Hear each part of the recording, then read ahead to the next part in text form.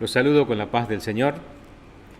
Quiero compartir con ustedes una palabra que se encuentra en el Evangelio según San Juan, capítulo 3, versículos 1 en adelante. Dice así la palabra del Señor. Había un hombre de los fariseos que se llamaba Nicodemo, un principal entre los judíos. Este vino a Jesús de noche y le dijo: Rabí, sabemos que has venido de Dios como maestro, porque nadie puede hacer estas señales que tú haces si no está Dios con él. Respondió Jesús y le dijo: de cierto te digo, que el que no naciere de nuevo no puede ver el reino de Dios. Nicodemo le dijo: ¿Cómo puede un hombre nacer siendo viejo? ¿Puede acaso entrar por segunda vez en el vientre de su madre y nacer? Respondió Jesús: de cierto te digo, que el que no naciere de agua y del Espíritu no puede entrar en el reino de Dios. Lo que es nacido de la carne, carne es, y lo que es nacido del Espíritu, Espíritu es.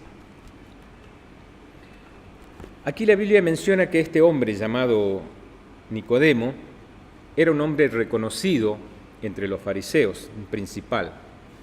Seguramente había un grupo de fariseos que se admiraban escuchando al Señor Jesús y viendo las señales que hacía. Y seguramente ellos comisionaron a Nicodemo para que vaya a verlo al Señor Jesús. Por eso Nicodemo, cuando habla con el Señor, dice: sabemos que has venido de Dios, porque nadie puede hacer las señales que tú haces si no está Dios con él. Él también le dice rabí, que quiere decir maestro. Nicodemo seguramente venía al Señor Jesús para recibir alguna enseñanza, o para que el Señor Jesús le cuente de los milagros que había hecho.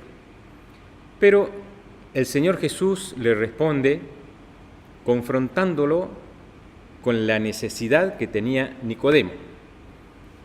Y le dice con este modismo de la época: de cierto te digo, que el que no nace de nuevo no puede ver el reino de Dios.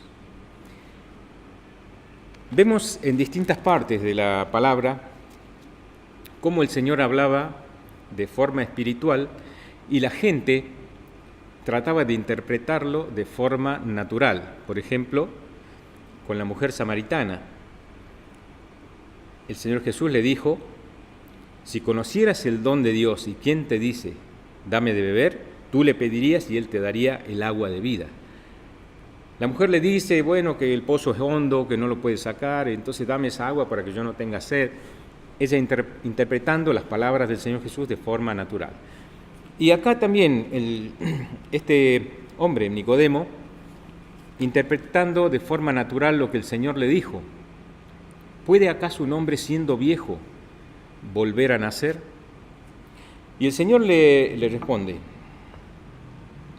de cierto te digo, que el que no naciere de agua y del Espíritu no puede entrar en el reino de Dios. Nicodemo era un hombre anciano, como él mismo lo dice, un hombre viejo, que seguramente había dedicado toda su vida al templo y a la religión donde él estaba. Pero tenía la necesidad de nacer de nuevo, porque el Señor Jesús no es religión, el Señor Jesús es vida.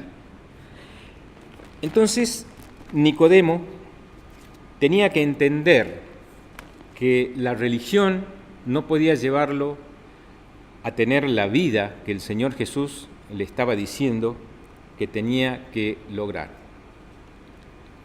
Primeramente el Señor le dice: el que no nace de nuevo no puede ver el reino de los cielos. Y luego le dice: el que no nace del agua y del Espíritu no puede entrar en el reino de los cielos. Hay mucha gente que puede ver, que puede darse cuenta y saber cómo es entrar al reino de los cielos. Y lo vamos a explicar.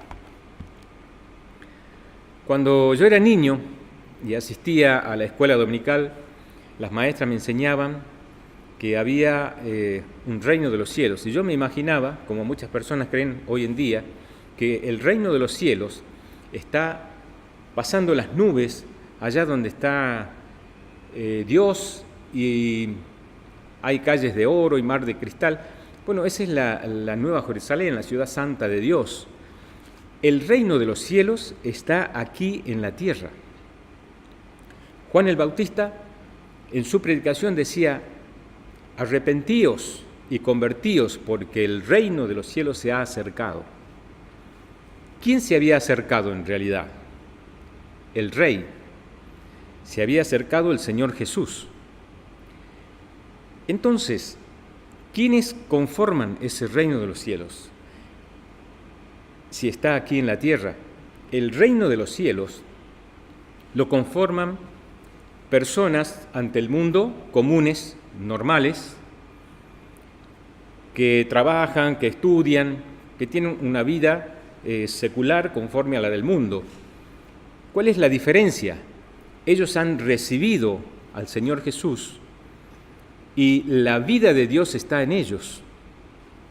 En el mismo Evangelio, capítulo 1, versículos 12 y 13, dice la palabra de Dios: mas a todos los que le recibieron, a los que creen en su nombre, les dio potestad de ser hechos hijos de Dios, los cuales no son engendrados de voluntad de carne, de voluntad de sangre, ni de voluntad de varón, sino de Dios. Una vez conversando con un taxista, me dijo este hombre que todos somos hijos de Dios. Yo dije: la Biblia no dice eso, solo a los que le recibieron, a los que creen en su nombre. ¿Cómo es que nosotros pasamos a ser hijos de Dios? Cuando recibimos al Señor Jesucristo como Señor y Salvador de nuestra vida, su Espíritu Santo viene a morar dentro de nosotros. Pero ¿qué pasa? Cuando obtenemos esa nueva naturaleza, la vieja naturaleza no se va y hay una rivalidad. Por eso nuestra lucha mayor no es contra el diablo, sino contra esa vieja naturaleza que todavía vive en nosotros. Y durante toda la vida es un proceso de renunciar y de menguar a esa vieja naturaleza para que la nueva empiece a surgir dentro de nosotros. Por eso tenemos que morir para que Cristo crezca, renunciar a esa naturaleza adámica que hemos heredado. El reino de los cielos, como decíamos, es un ámbito espiritual que lo conforman los hijos de Dios. Los hijos de Dios que hemos recibido la vida de Dios tienen algunas características. La Biblia menciona un fruto. En el libro de Gálatas, capítulo 5, 22 y 23, la Biblia dice que el fruto del Espíritu Santo es amor, gozo, paz, paciencia, benignidad, bondad, fe, mansedumbre, templanza. Contra tales cosas no hay ley. A veces hay personas que tratan de imitar al Señor Jesús.